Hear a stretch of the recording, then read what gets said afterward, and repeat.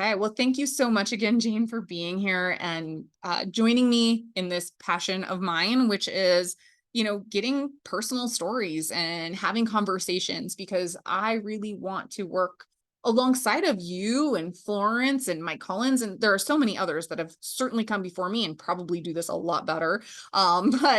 But just to continue to do my part to increase awareness and decrease stigma around food addiction recovery, sugar addiction, carb addiction, whatever label we're putting on it. And so, yeah, thank you so much for being a part of that. And I was just wondering if you would introduce yourself for our audience. Absolutely, Molly, and thank you so much for giving me this opportunity to come and talk here. And it's been really good to catch up with you just a few minutes ago. It had been a while since we'd seen each other, and it's cool. It's cool because we go way back to when I first started my training a couple of years ago. So, but to fill in your audience, my name is Jane Steele, and I'm from Canada, brought up in Vancouver. And currently, I've been kind of traveling around the world. That's kind of for the last year. But in between then and now, I have been someone who struggled with addiction.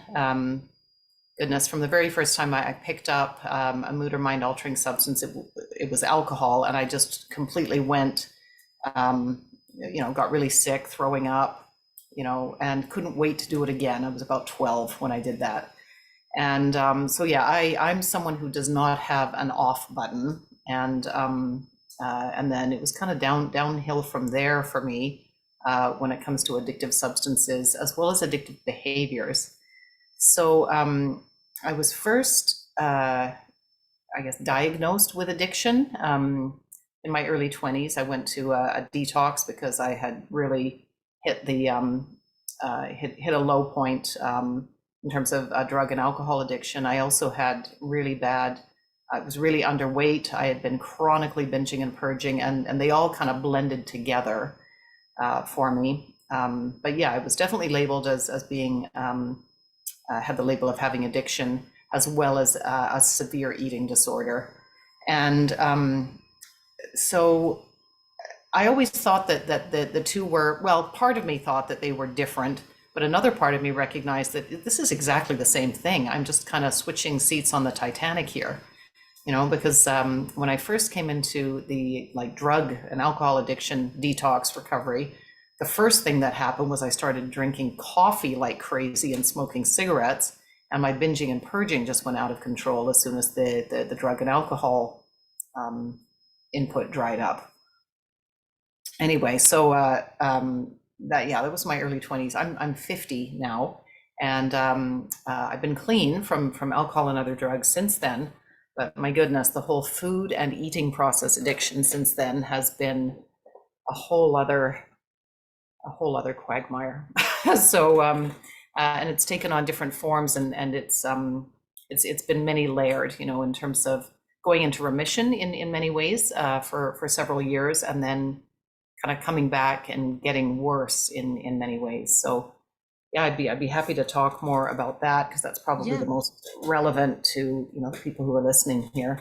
I agree. Absolutely. If you're willing, I can't tell you how many clients I work with that, I think we all have this hope that we're going to do it once and we're going to get off, the substances. And the truth is that I think the statistics are, it's something like 50% of people who meet criteria for substance use disorder are able to stop, right? Like they read a book, or they're just like, okay, one day they put it down and they're done. But then that leaves this other 50% of people who need more intervention, they need more support, they need more help, or they're on the wagon, off the wagon, so to speak, using quotations there. So yes, absolutely, if you are open to sharing that part of your story, I think it would be super helpful to the Hmm. people who are watching today. Yeah. Yeah, absolutely. So yeah, and I should probably layer in there that yes, I am someone in recovery from addiction, and I'm also a food addiction assessment interviewer and recovery coach. I've got counseling credentials as well.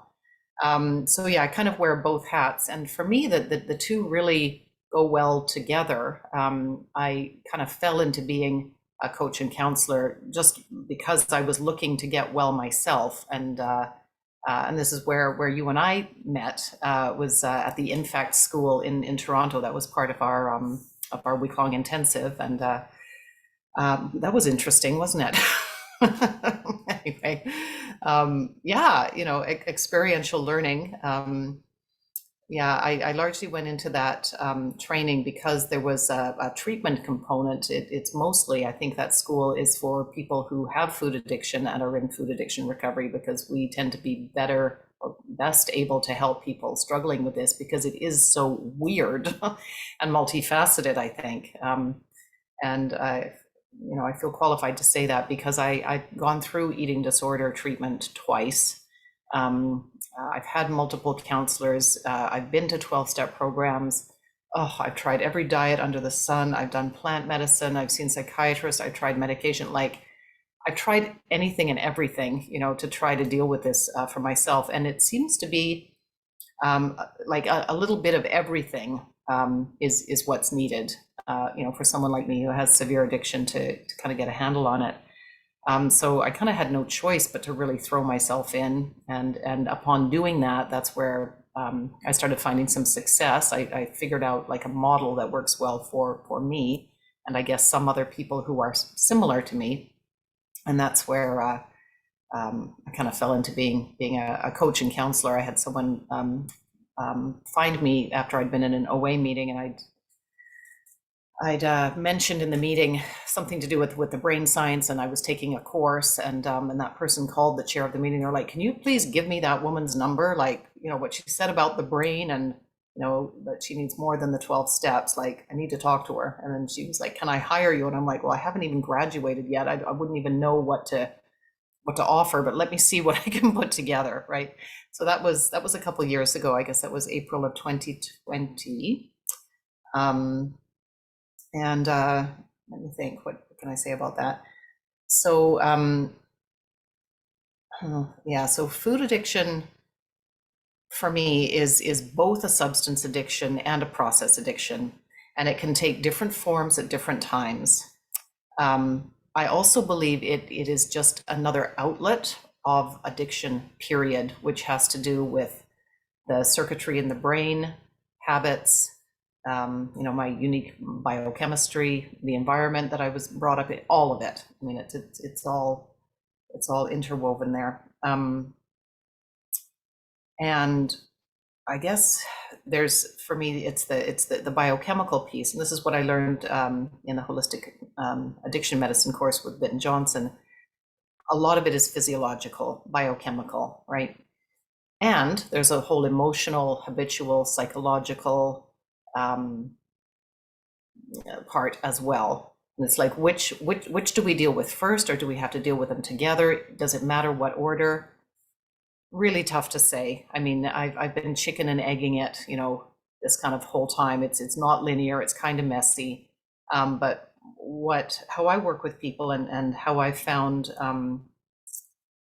my recovery operates, I guess, is I've got to have a solid foundation physiologically first. Like, I've got to find a food plan that works for me, that's neutral, where I'm not triggering myself into cravings all of the time. Cravings for specific substances, with food as a substance. In my case, carbohydrates are just the enemy, but I'm also a volume addict. And I've got the other layer of being I can go into restriction addiction as well, where I can get into fasting and under eating, and getting quite high off that, right? I can get into body image obsession, where I get into idolizing being ultra thin. And I'm not a big person, and when I do slip down below a certain weight or body fat level, my thinking gets really obscured, and I start to develop body dysmorphia, and for me that's part of the addiction as well. I do work with people who walk that edge as well, or maybe they did overeat at one point, and now they've lost weight, now they want to keep going, and then it just kind of changes form. So for me, weighing and measuring foods too, so that I'm not under eating or overeating, making sure that I've got enough energy, making sure my body composition is a place where I'm body image positive or neutral. That's important, because otherwise those voices plague me all the time around being unattractive. Oh God, there's just so many layers, right? So, but yes, the food is critically important as a baseline, and getting some sort of structure and anchor in place there so that it can become neutral, and then I can kind of put that to bed, get a system kind of going there. So now I'm not romancing food or obsessed about it anymore. And then now I'm better able to deal with, okay, life. What do we do in between meals here? How can I yeah, maybe I'll stop there. Is there something? Yeah. Yeah, no, absolutely. I mean, I agree 100%, right? It's that when we are in it, right, food is all that we can think about. And so it's just like, what's the next thing we can eat, or Yeah. when are we going to eat, all of that. And then once we start to move into recovery, it's about food is just something that we have at different times of the day that work for us based Yeah. on our needs, whatever that might be.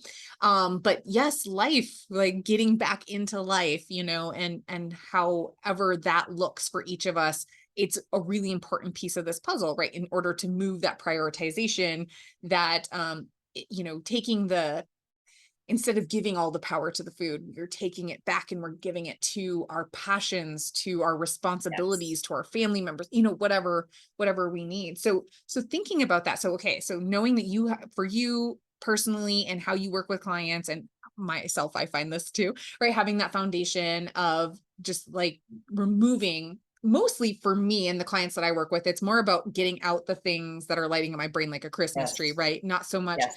it's just as much about what I'm putting into my body as well as what I'm not putting in. So then like really increasing, and I know you don't necessarily eat vegetables, but certainly many of my clients do. And I do crave a salad from time to time. Yeah.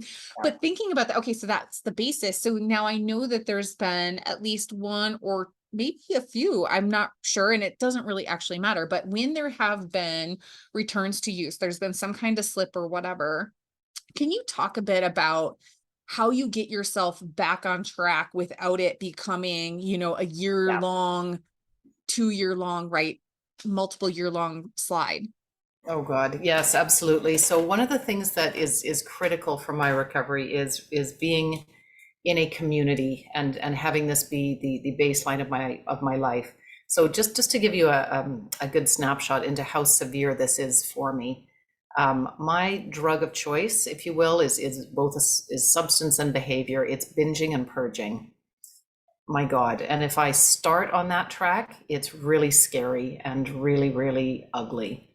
From that first well, just before I take that compulsive bite, I've gone into like a dissociative trance when I do it. And other bingers and purgers who are listening here will know exactly what I'm talking about.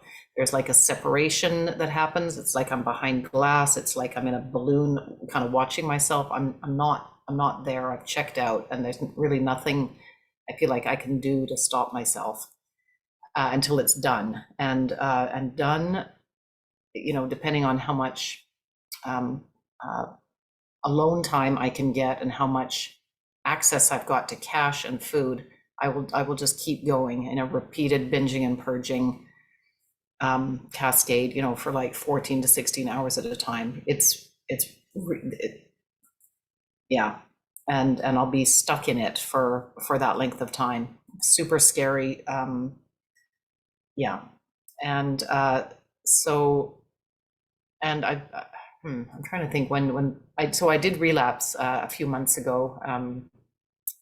I had a couple of those, and thank God I had a moment of clarity within there. I had a bit of a space, and that was because of the support that I've set up. I mean, my life is set up as this is what I do for a living, so you can imagine the incongruence, right, of behavior, of going into this when I've got to see and coach clients the next day. And I've got service positions within my 12-step community, which is a food addiction one. So that really helps me and saves me. The knowledge that I have, it's all right there, kind of yelling at me at the same time as I'm in this trance. It's a super uncomfortable place to be, relapsing with a head full of recovery and also a schedule full of recovery as well. So that really is helpful. So yeah, I had a couple days of that, and yeah, I was able to call my sponsor in the middle of it, and have a breakthrough of emotion where the trance broke, and she was able to be on the phone with me while I got rid of the rest of the binge food that I had collected, poured dish soap on it, got rid of it, flushed it, and basically I just set myself up. I think of Harry Potter, Professor Lupin, who turns into a werewolf every time the full moon comes. So he's this lovely man, most of the time, but he knows that when the full moon comes, that's it. He's going to turn into this, werewolf. So I treat my disease in the same way. It's like, oh, I feel okay now. I'm in tears. I'm remorseful. I just got rid of the rest of the food. Yeah, but in 2 more hours or 24 hours, I'm going to be in that zombie-like trance back in the store if I don't put serious guardrails around myself. So after that, I had to be willing to give my cash away, my credit cards, my debit cards. I'd arranged for a friend of mine to take those from me. It was very humbling. And I also knew, just again, based on my past experience and professional training, that it takes a good somewhere between 30 and 90 days for all that chemistry, all those urges to calm down and reset. And I have no idea, if it's going to be day 4, day 8, day 18, 30, 45. So basically back on my weighted and measured meals, that work for me, and making sure that I'm not alone.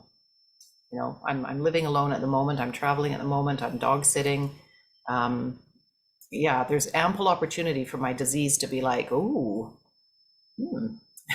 look at what you can do tonight. So I just made sure that I scheduled time with people all the time. So if I wasn't, working or having something to do, daytime is typically okay. It was more in the evenings when I would get a bit tired that voice would come back. So for 30 days, I just made sure that I had plans, that I was either out or had someone in. And you know what? It actually brought me into beautiful connection with people again. Not that I didn't have connection, but even more so. So it ended up being a really fun month, actually, of reconnecting with people and building intimacy and all kinds of opportunities. So yeah, that's basically it. I just get myself back on track and let people know really transparently that I'm struggling, that I've relapsed. There's an expression in 12 step: you cannot save your face and your ass at the same time. So I was on Clubhouse, I think, a fork in the road, and my colleagues were there, various people, and I'm one of the moderators in that group, and I'm like, I'm in relapse, I'm screwed here, folks, like I'm really scared. And Mm, yeah, just got just a lot of love, and outpouring. So yeah, mhm. not trying to hide it, not trying to minimize it. Like, yeah, I've got addiction, and this is where I'm at right now, and I need some help. Yeah. Yeah. Yeah. So just to know that and I don't know that I don't know your history, your personal, right? Like ins, outs, relapses, returns to use, whether it was other substances, whether it was binge purge, whatever it was, right? Mhm. But be able to show up and say like, yes, I need help, like you said, like there's this moment where you get this phone call or you're able to have this conversation, Yeah. and then you followed through with that. Like, was that something that you were able to do the first time something like that happened, or was that practice? Like, how did you get that ability? Oh, great question. Oh, just multiple like years of not doing that, basically. Yeah, like if I look at my whole, progression into food addiction, it was really bad when I was in my early 20s. I was really underweight. I was about, and the drug use didn't help. Yeah, 80 something, 90 something pounds kind of thing. I'm 5'5". Yeah, it was ugly, and there was nothing I could eat. I had basically gotten myself on welfare. I was dealing drugs for a living to support both my drug habit and my food habit. Anytime I ate anything, it would turn into like an epic long binge that I couldn't stop until I passed out, and then I would carry it. So I did this, for a long time, um, before I went into detox and stopped. Let me think. So part of what helped me with that particular addiction was was kind of that. Like I had to get help. I went to treatment. I went to an inpatient treatment for drug and alcohol use, and I had to sign off on something to say that I wouldn't binge and purge. And so I did manage to, eat. And same thing, I just was with people, right? So I couldn't go to the bathroom after. Now, there were occasions when I still did, but at least I was keeping some food down. And I managed to gain about 20 or 30 pounds, which helps. I mean, I think all of us need to get to a baseline of proper working, physiologically, in order to be able to think properly and not be in starvation. So that was very helpful for stabilization, as well as just the structure of that 6 week period.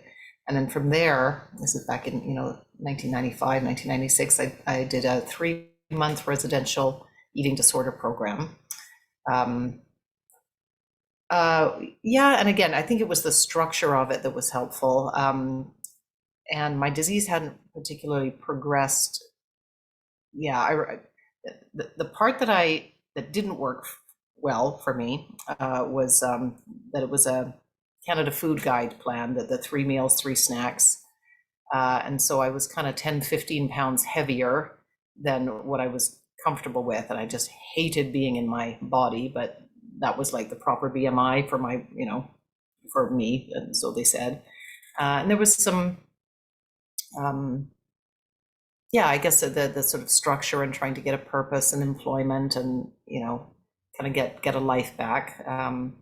I was able to focus more on that, but I got into some pretty poor eating habits after that, like sort of constant grazing, really carb focused, a lot of body image hatred, kind of feeling hungry all the time. But I was able to stop with the binging and purging, and I was at sort of a normal, slightly overweight for about 15 years. And largely what I did during that period of my life was I just got really busy doing other things. I uh, I went back to school. I had a child. I got married. Um, and largely I focused on my career. I was really quite obsessed actually for a while. I was in corporate sales and had a business for a while. Really obsessed with like making money and sort of trying to get ahead and reduce debt and build a foundation for my life. And that kind of kept me busy enough.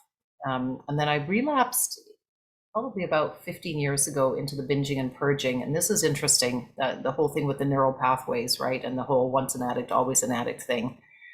From the first time I did that, it was kind of not an accident exactly. It wasn't planned, but I ended up purging after I'd eaten too much one time, or I was nauseous. It was something like that. Anyway, it woke that up. And about a month later, I found myself doing it again.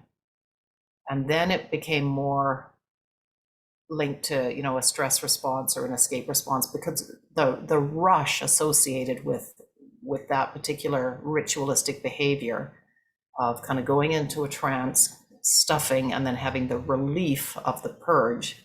It's a little bit like having an orgasm. And then there's this period of feeling really high and really good after, that I had forgotten about. And yeah, all of the wiring in my body, once I did it those couple times, it has been very, very difficult to get, extended periods of time away from that. Yeah, so that's when I went into a food addiction program that had to do with not having flour and sugar and weighing and measuring. And I guess that was about 12 years ago. So, I've had, relapses on and off. I'll be like a year, abstinent, and then fall off, and then, 3 months, and then, fall off for a day, and 14 months I'm okay. And then anyway, yeah. Well, but I think what that tells us, right, is that yes, absolutely, like you said, okay, the way that it works, the wiring, the way that it works, and like how it can, right? It's like, what do they say in program? Like your disease is over there in the corner doing push-ups or whatever, Yes. something to that effect, right?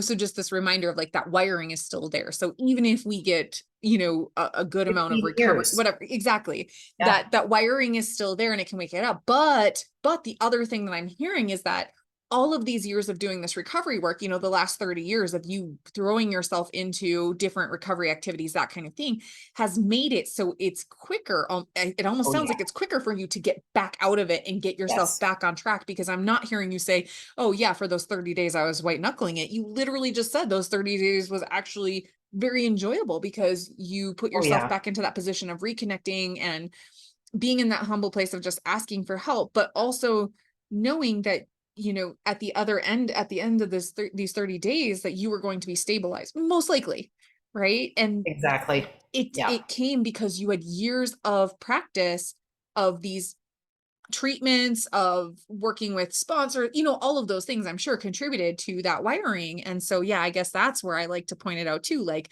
listen, guys, even if you're 30 Yes. years into this, you may still have some slips, but guess what? That doesn't erase 30 years of Yeah. wiring in which Yeah. we're doing these other things. Yes, I think that's exactly. huge. Nicely summarized, Molly. You're good. You're hired. Yes, Sounds good. absolutely. So Yeah, would no, you, yeah, go ahead. yeah. Yeah, I was gonna say, yes, and there's just so much more awareness now. And with each time I have capitulated, oh my God, that the learning has been huge on each one of like running the dialectic of, why did I do that? Like what was going on for me? And yeah, it's stress, basically. It's stress and deciding that I want a break, basically. It's as simple as that. Like it's nothing particularly mysterious. And it's just a pointer to, yeah, just ramp up my self-responsibility and my self-care, basically. Making sure that I am connected, that I am getting enough sleep, that I'm practicing all of the tools that I teach people, right? Around breathing, around getting enough exercise, burning off that stress in another way, just sticking to the weighted measured meals a day, not get too hungry, don't get too full, all of that stuff. Yeah. Absolutely. So now, speaking of stress and, like this foundation of your food and like growing Yeah. this program of like community and connection and amongst other things like learning the brain science, right? So there's psychoeducation in there too. Talk to us about this kind of nomadic life you have right now, because you're traveling all Yeah. over the world. And that's why I'm always like, where are you now, Jane? Are you Yes, still in Canada exactly. right now? Okay, yeah, okay, good, good. Yeah, so talk to us about like how do you manage your recovery or protect your recovery while you're doing all of this traveling?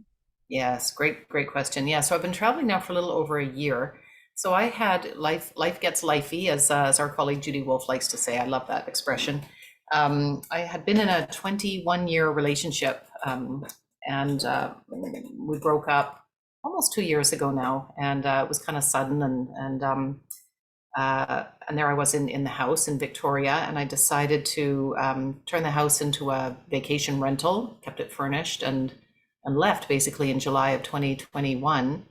Ended up going to Ireland and then to England and oh goodness, Canary Islands and Spain, and yeah, staying with relatives and house sitting while the house has been rented. And I've actually found it remarkably easy to be abstinent while I'm traveling.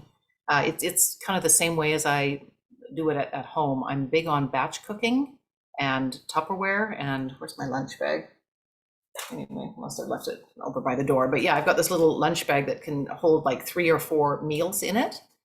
And I'm not a particularly fastidious person around like coolers and ice. I don't think I'm going to die of whatever. I'm fine to drag room temperature food around with me, for 24 hours. I've never been sick. It's fine. And I'm also carnivore. I've ended up about for 2.5 years realizing that that's where my body is happiest. That's where I'm the most alert. That's where I have the least digestive problems. Food addictions at bay, mostly, except when I get stressed out and decide to check out, like we were talking about. And it's really very easy. So, I batch cook, I weigh and measure my food, and I can bring it with me. An air fryer is my absolute savior. So wherever I'm going, they're pretty cheap. So if there isn't one there, I can buy one or I borrow them. A lot of people have them now. So that's basically what I do. In a pinch, I can go to a fast food restaurant because those are everywhere as well. I found that A&W have unseasoned beef patties. Like I had some yesterday actually, and if I should have had five of them, but I had four. They're 2 ounces each, the medium ones. I typically eat 8 to 10 ounces per meal, and it cost me $8, and it took about 3 minutes to go through the drive-through. So really easy, really easy. It's so funny. I found that too. I mean, granted, I'm not a world traveler like you, but we did recently go to Europe. Like that's, I mean, Yeah, like, and it wasn't, I think the place that we had the hardest time with it was actually when we went to Austria, and it was only because nothing was in English, like nothing. So we had to get out Google Translate, and we're like scanning the packages. But that was probably the most, quote unquote, difficult time that we had, just to make sure that there weren't hidden ingredients, really is what we were yeah. looking for, right? But yeah, I mean, traveling as far as food goes, I think you're right. It can be, you can, the story is whatever the story is, right? It either is going to be hard. The story is it's going to be hard. And so then it is, or it's going to be like, you know what, I'm going to make it work, and you find it. So, but in all of that travel, how do you stay connected to your community, to your people? Because you're in multiple time zones, Mm. you're 7, 8 hours ahead sometimes, or even longer, I guess, because you're Pacific time when you're in BC. So, yeah, I mean, how do you keep all of that straight? How do you manage like relationships? Oh, that's a great question. Like right now, I have friends and clients all over the world, but mostly North America, so all the way across coast. So there's 3 hour time zones difference anyway, and then also England, and then a few in Australia. So I'm kind of used to it. I've got a world clock on my phone. I've got stuff, repeated schedule, whatever in my calendar. When I'm in Pacific time, I tend to be like 5 a.m., sort of 5 to 8 a.m. is my time, and then when I'm back in England, my mornings are free, and my work sort of like between 1 and 4, whatever, in the afternoon. Oh, there's a wasp on there. What? There's lots of wasps where I'm staying at the moment in the living room, which is odd. But anyway, yeah, so I just kind of adjust that way. Uh, yeah, I mean, thank goodness for Zoom and for Skype and all these ways of staying in touch. I'm pretty social. I like to be out and about. So wherever I am, I'll always find like a walking buddy, or, I'll be taking care of someone's dog. So I've always got in-person connection wherever I am. And I've always got my online connection between my recovery people and my clients as well, who are also recovery people. The 12-step program that I'm in, it meets on Zoom, and it meets on Phone Bridge. There's about 9 different meetings per day, so I'll just switch over, whichever ones fit with the time zone. And I'm also doing outreach calls. Same thing, it's worldwide. So whether someone's in India or England or Australia, there's always someone to talk to. So yeah, no, I've never felt isolated. And like I've been doing this since working from home and kind of living like this since about 2007. So honestly, like when COVID happened and other people started living like this, I felt more connected than ever. It's like, oh, yay, other people are starting to live like me. I'm not the weird one anymore. So, yeah. Yeah, so that's Okay. definitely been an added bonus that you already had established, right? Again, you weren't forced into it. So when that did happen, I'm guessing you were not panicking at Not at all. Yeah. You're like, all. okay, I already know what to do. Yeah, yeah, exactly. Exactly. Yes. Amazing. So talk to me a bit about, if you wouldn't mind giving us kind of a snapshot of like a day in the life of Jane as far as recovery activities go. Yeah. Like, do you bookend your days in a certain way? Like what things do you need to do each day for you to be well? Yes, great question. So, and it is quite routine, and I stick to it probably about between 80 and 100%. When I first become conscious, I say, "Good morning, God. Thank you." I've trained myself to say that. Atomic Habits are a big deal. If anybody has not read or listened to that book, I highly, highly recommend it. It's brilliant. It's practical. It really speaks to addiction. Addiction is largely a habit, like a big habit, basically. And it gives really specific tips on how to break them and then how to start new ones. So that's a habit. I used to be atheist. We can talk about that another time, but I'm now much more um, spiritual for sure. So I start there. And then I do certain things in the morning. So I start with that prayer, start with gratitude. I go through like what am I grateful for, and then what would I like help with, for that day. Please help me to, focus, remain positive, um, exercise good judgment, creativity. I always ask for emotional maturity. um, yeah, so I kind of have a little conversation with, whatever, the universe, my prefrontal cortex, both, all, myself, how I'm not quite sure what I'm doing, but I do it and it seems to help.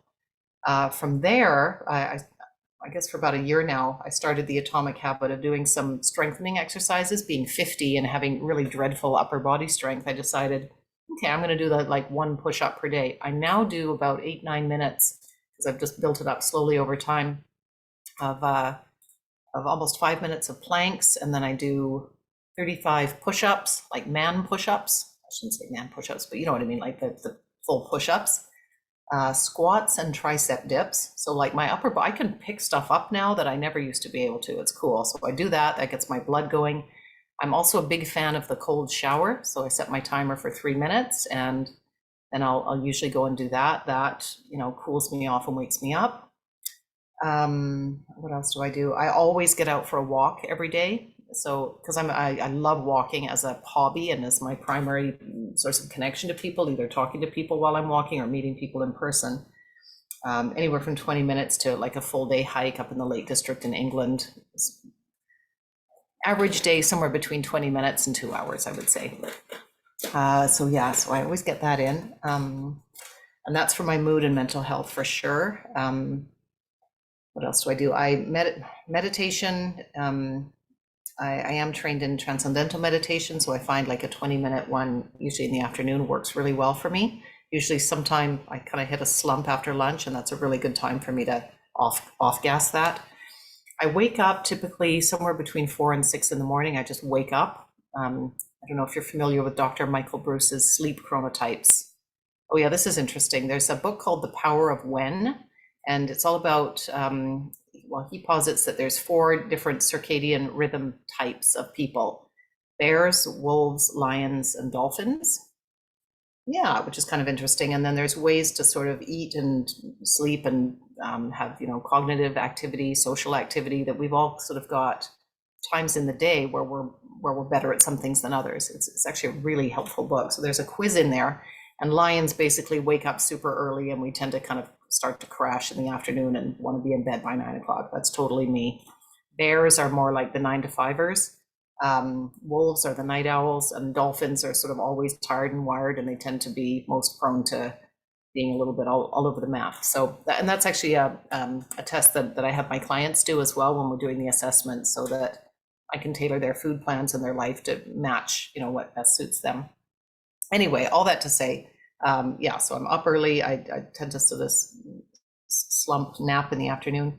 And then the other thing that I always am conscious to do is some joy and kindness random act during the day. Oftentimes it's picking up garbage when I'm out and about. I try and look for something to clean up.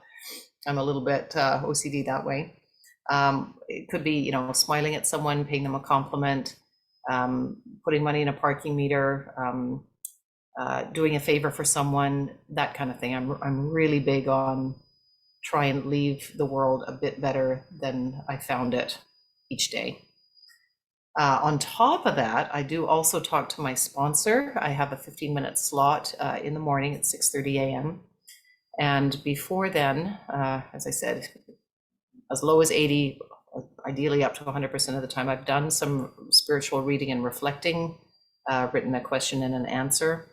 I also have 3 meetings a week that I do of this particular 12-step program. I always look to do service within those meetings, whether it's a reading or be the timer, find some way to participate in it. Anything that I can do to be engaged, I will. I make 3 outreach calls a day to other people in recovery, whether that's receiving them or outputting them. And again, that could be worldwide. There's certain people who are now friends that I talk to more regularly, but it could be really anybody. And then I've got my 3 meals a day that I've written out. I planned ahead, and they're either made or I've got time slotted in the day to make them. As I mentioned, I'm not big on cooking. I like to batch make food, have it all stacked up in the fridge, just either have it ready to go or weigh and measure it at mealtime. That is something actually that's a big deal. I cannot, when I get hungry, I want to eat immediately. I don't like restaurants. I'm irritated by the fact that I have to wait, that I'm not going to get what I want, that I have to pay twice as much for it or three times as much for it. And because I'm carnivore, it's like I don't, I'm going to get someone to bring me steak or eggs. I'm going to pay three times as much. It's not the way I want it. It's going to have some oil on it that I don't like, some seed oil rather than, something that I want. So I just don't bother. But yeah, so that my food's taken care of, figured out ahead of time. And yeah, and then as I say, I've got my kind of three main things that I'm doing during the day. I work from home, I work for myself, so there's always, the priority things that need to get done. Those are at the top of my list, and then I just kind of go to town, and I make sure that that my life is really well balanced. Like I need to have some good focus time, and I need to have like off-gassing time. And I'm someone who needs a lot of connection, and I need a lot of alone time as well.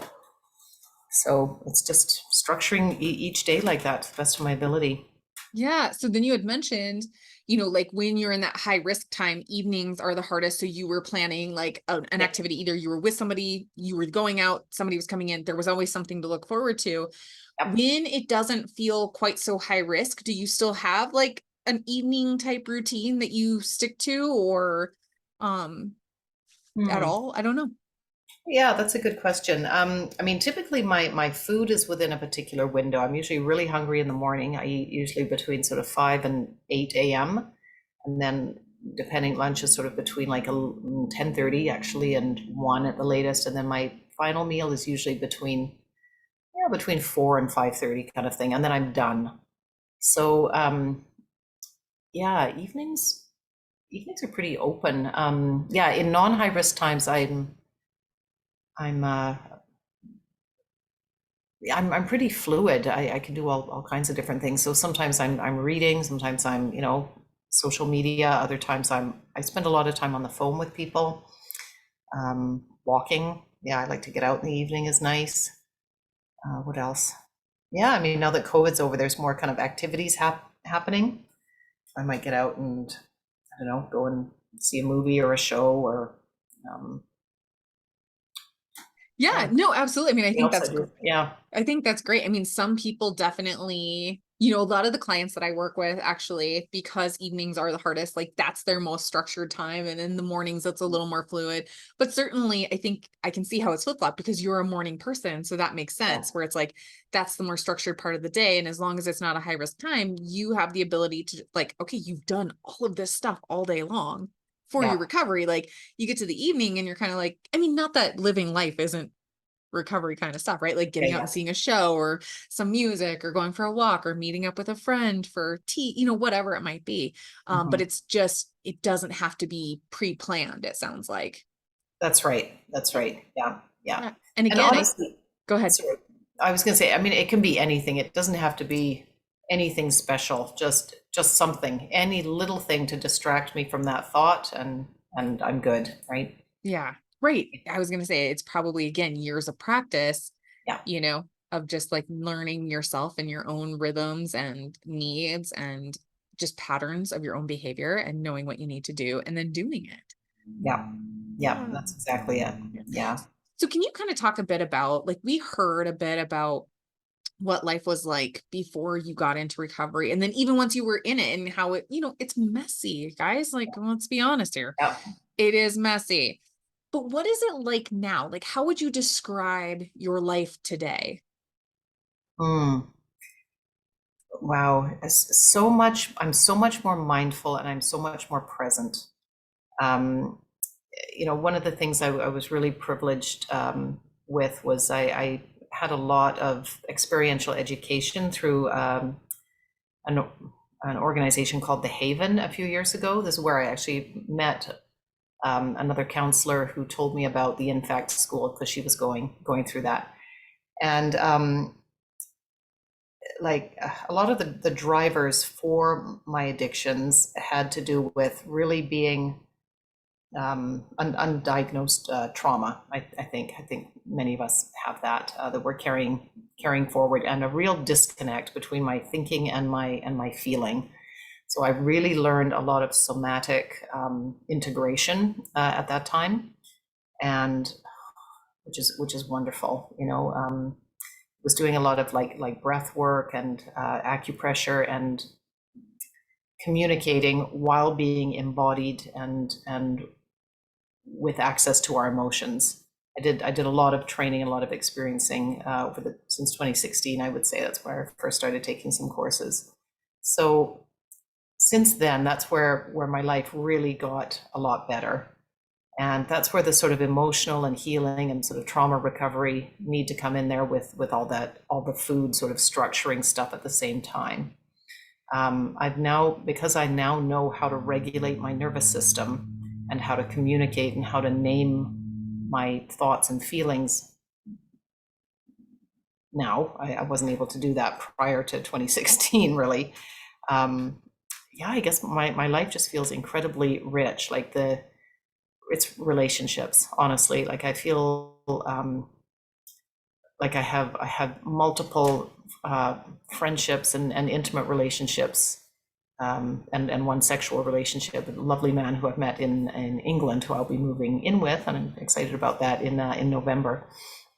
Um, yeah, I feel like I get to live really consciously and have all faculties accessible to me. Like I don't always have pleasant feelings, and I'm really good with experiencing all of them. Like I'm good to experience joy and peace.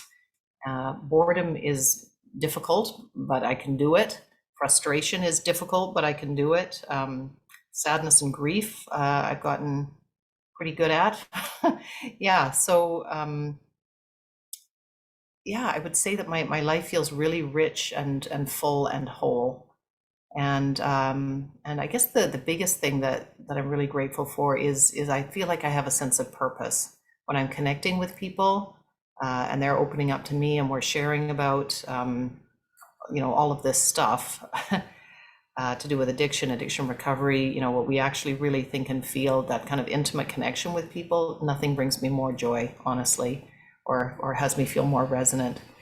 And in that way, like doing this kind of work, it really fills me. Like even when I'm not working, I'm still doing this because I'm so embedded in these types of relationships with my friends, family. Like life has become intimate, and that's what I was missing when I was, striving and dieting and controlling and trying to make all this money and all of that sort of thing. I used to be a really high income earner. I had a business going. Yeah, multiple six figure, and I'd be on the phone, on mute, fielding this big high tech whatever transaction, and I'd be binging and purging, while on mute in between demo, and my life is not like that now. It's feels a lot more holistic, a lot more whole. Oh, Yeah. amazing. So do you have time for one more question? Yeah. Okay, I just want to make sure and be respectful of your time. So Sure. I love that. I love how you described your life today. It just sounds like, something to aspire to if somebody's still like in the throes of it, to know that Yes, it's that you can possible. get there. Yeah, absolutely. Absolutely. So thinking about that, what did you need to hear when you were first starting your healing journey? Like if you could think back to that person who maybe this is their first attempt, or maybe it's their 100th attempt, but they just need to hear some encouragement or some truth, or I don't know, what did you maybe need to hear back then? Oh, yeah, great question. Yeah, that you're not alone and there's really nothing wrong with you. You know, that was the big thing is I always felt like, and I was told like that there was something terribly wrong with me and people were mystified and they didn't know what it was and they didn't know how to help me, which just made me feel worse, right? Oof, yeah, boy, did I feel alone, for the longest time. So yeah, I just want to let people know, like, however weird you think you are, or however unique, or sick or twisted, or like, oh, I like binging and purging, and it feels like, no, You're not. This is a normal coping mechanism that is, there's a payoff. It's providing relief, it's providing pleasure, it's providing company, it's providing alleviation of all kinds of negative things. It makes sense that we do these things: overeating, undereating, purging. It's actually a very brilliant, creative, strategy that we figured out.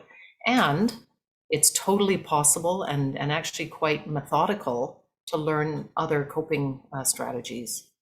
Um, some of my coach training that I did through Tony Robbins and Chloe Madonna's, some strategic interventional coaching, this could be helpful. Milton Erickson, um, he was the, I believe he was the forefather of neurolinguistic programming, family systems therapy, and neurolinguistic programming. And he posited that there were 6 essential human needs, or universal drivers, that we're all getting these needs met, whether it's positively, neutrally, or negatively. And the first one is certainty, safety. The next one is in direct opposition to that, which is uncertainty or variety. The minute we get stable and safe, we're getting bored and then we want to change it up, right? So those are 2 essential to survival. The third one is significance, purpose. The fourth one is love and belonging. These are essential for our survival. And then there's growth and contribution. Those are the 2 more spiritual drivers that we all have that are essential to fulfillment. So if our survival needs are getting met, but we're not, doing anything for our fulfillment, we're always going to feel that existential angst, right? Or similarly, if we're not meeting our survival needs, we're always going to be, driven to meet them in some way. So for me, and they say an addiction is where something is fulfilling it, 3 or more of those needs. And for me, the food and the restricting and the binging and the purging, it was basically giving me a sense of safety, familiarity. It was also providing my entertainment, my variety.